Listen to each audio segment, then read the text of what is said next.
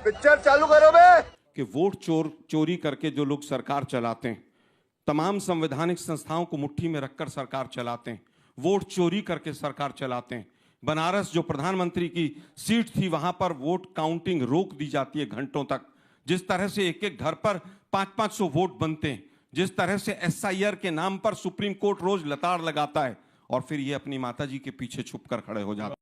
मुझे लगता है हमारी माताजी तो माताजी लगती हैं इनको, और दूसरों की माताजी जर्सी काऊ लगती हैं। दुर्भाग्य यह है कि एक बहुत कमजोर प्रधानमंत्री हैं जो ना विदेश नीति जानते हैं ना अर्थ नीति जानते हैं। आज हालत यह है कि SIR के नाम पर जो हो रहा था उसके ऊपर सुप्रीम कोर्ट ने काफी हद तक लगाम लगाई। आज आप तमाम मुद्दे उठा रहे हैं, भ्रष्टाचार चरम पर है, महंगाई चरम पर है, ED CBI के डायरेक्टर्स को पेंशन नहीं मिलती है इस देश के अंदर, मुख्यमंत्रियों को चुनाव से 6 महीने पहले जेल में डाल दिया जाता है, एक साल 1.5 साल के बाद वो दोबारा मुख्यमंत्री भी बन जाते हैं, कोई चार्जशीट फाइल नहीं होती है। हिंदुस्तान को पूरी तरह से एक पुलिस स्टेट में कन्वर्ट कर दिया जाता है और मीडिया का एक बहुत बड़ा वर्ग केवल और केवल सरकार और मोदी स्तुति में लगा रहता है। सही पकड़े हैं। ये लोकतंत्र की बात करेंगे। आज अगर इनको लगता है चोरी की बात है तो राहुल गांधी कैसे मेंबर ऑफ पार्लियामेंट बन गए, उनकी बहन प्रियंका वाड्रा कैसे मेंबर ऑफ पार्लियामेंट बन गई। इनको दिक्कत इस बात की है कि इनका सिस्टम भी नहीं है अब और इनकी सरकार भी अब नहीं है। इनके झांसे में अगर कोई मत आइएगा, क्योंकि ये इंडियन स्टेट से लड़ना चाहते हैं, कोर्ट के खिलाफ ये, इलेक्शन कमीशन के खिलाफ ये, इंडियन स्टेट के खिलाफ ये, राष्ट्रपति के खिलाफ ये, जनता के खिलाफ ये। क्यों? क्योंकि बस ये परिवारवादी गद्दी में नहीं बैठे। सबसे बड़ा खतरा ये है लोकतंत्र के लिए। लोकतंत्र के लिए खतरा यह है कि भारतीय लोकतंत्र में नंबर 2 की पोजीशन पे बैठने वाला व्यक्ति जिसको उपराष्ट्रपति पद कहा जाता है, वो नजर बंद कर दिया जाता है। आज नहीं दिखे आपको? इससे ज्यादा नहीं बोला हूं, जोर से चिल्लाने से डिबेट अच्छी नहीं होगी, जल्दी मुद्दों की बात करनी होगी। क्या उन्होंने अपना इस्तीफा जो दिया था वो किसी के सामने आए? उसके बाद से आज तक नहीं आए, जब तक दूसरा उपराष्ट्रपति आकर शपथ नहीं ले लेता है। 1.25 महीने तक क्या कारण था? कौन सा भ्रष्टाचार किया था उन्होंने? कौन से कारण थे जिसकी वजह से नजरबंद किया गया उनको? कितनी डरपोक सरकार है कि उपराष्ट्रपति को भी आप कैद कर रखना चाहते हैं। भारतीय लोकतंत्र पंडित नेहरू और डॉक्टर अंबेडकर का दिया हुआ है। डॉक्टर अंबेडकर के पुतले फूकने वाले लोग इसीलिए आज यहां पर बात करते हैं। संविधान को कहने वाले कि विदेशी हम इसको नहीं मानेंगे, इट मस्ट बी स्क्रैप्ड। ये RSS की विचारधारा से आने वाले लोग पूरी तरह से संविधान पर सुनिए ना भाई, कि इलेक्शन कमीशन पूरी तरह से कटघरे में खड़ा है और ये कांग्रेस नहीं कह रही है। आज तक के मंच पर तीनों इलेक्शन कमिश्नर जो पुराने वाले थे, उन्होंने इस पे न्यूज फैला रहे हैं। आज तक ने अभी अपने बयान को आज तक का कल एक सर्वे, झूठ बोल रहे हैं।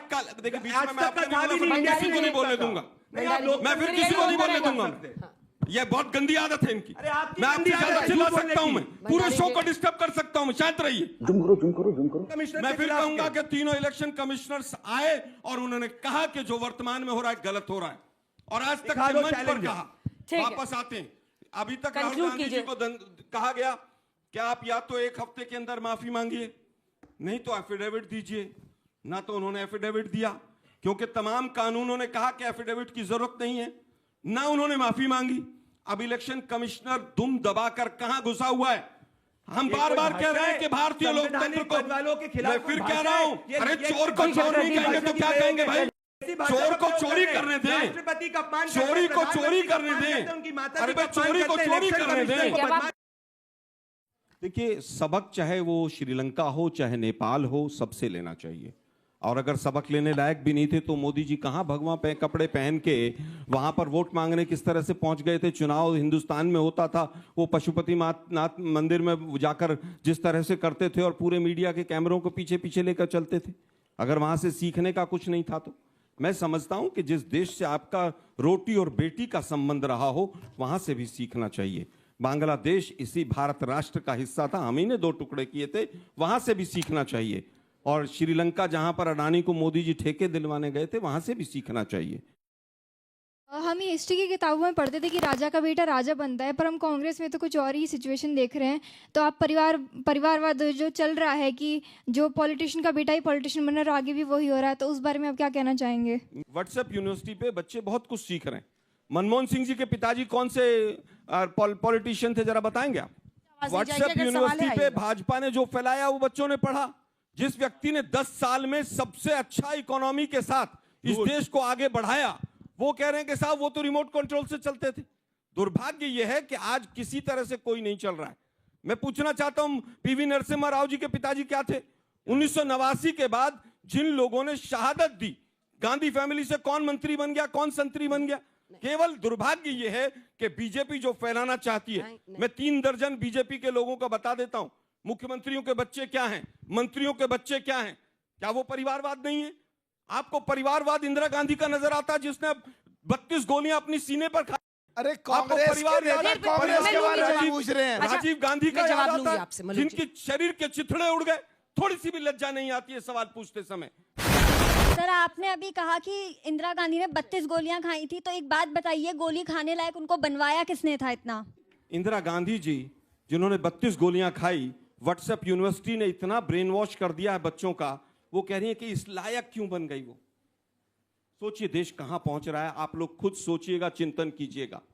सुप्रिया श्रीनेश जी ने कुछ बात दूसरे तरीके से कही, उसको अलग तरीके से पेश किया गया। यही बीजेपी की फेक यूनिवर्सिटी और फेक फैक्ट्री जो है ये काम करती है।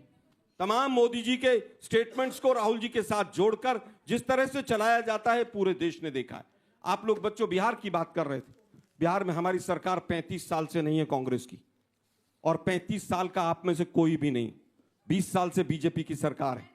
अगर बीजेपी की 20 साल से सरकार है तो आप लोगों को बिहार से यहां आने का क्या आवश्यकता पड़ी थी?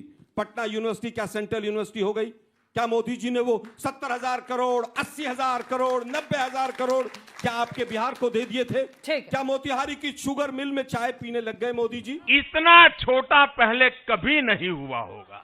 आप मुझे 2 फैक्ट्रियों के नाम बताइए जो पिछले 11 साल में केंद्र सरकार ने बनाई हो और उनमें 100 आदमी भी काम करते हो। ठीक है आलोक जी, आप इनको बोले दीजिए। केवल एक पूछना चाहता हूं, आप लोग यहां पर बैठे हैं, एक फैक्ट्री का नाम बताइए जो मोदी जी ने 11 साल में बनाई हो और उसमें 200 आदमी काम करते हो पूरे बिहार के अंदर। कहना चाहूंगा, बिहार के अंदर 15 साल के अंदर जब हम सत्ता में नहीं थे, बजट बिहार का था 23,000 करोड़ एवरेज। जब हम सत्ता में आए, बजट बिहार का हुआ 3,23,000 करोड़। झूठ बोलो।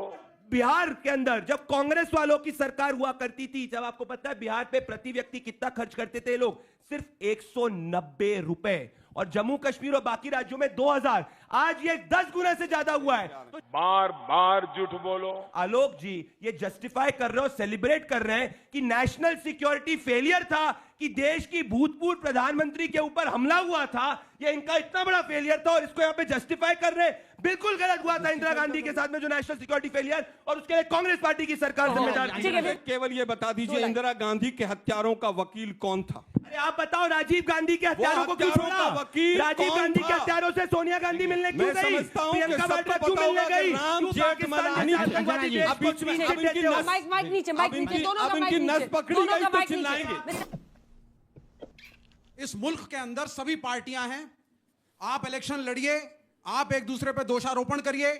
हमने बीजेपी से सवाल पूछे, बीजेपी ने कांग्रेस से सवाल पूछे, ये अच्छी बात होती है और होना चाहिए। खतरनाक बात क्या है? खतरनाक बात ये होती है जब आप कहते हैं कि राहुल गांधी देशद्रोही, सोनिया गांधी पैसे लेकर के चाइना से देश तोड़ने जा रही हैं, विवेक श्रीवास्तव कम्युनिस्ट है, चाइनीज से मिले हुए हैं, पाकिस्तानियों से मिले हुए हैं। मैं कांग्रेस पार्टी में एक अच्छी बात यह मानता हूं कि कांग्रेस पार्टी को चुनाव में हारना भी आता है। तीसरे मोर्चे की सरकारें आई, विश्वनाथ प्रताप सिंह की सरकार आई, वाजपेयी की सरकार आई, कांग्रेस फिर वापस आई, और ये एक अच्छी चीज है प्रजातंत्र के लिए।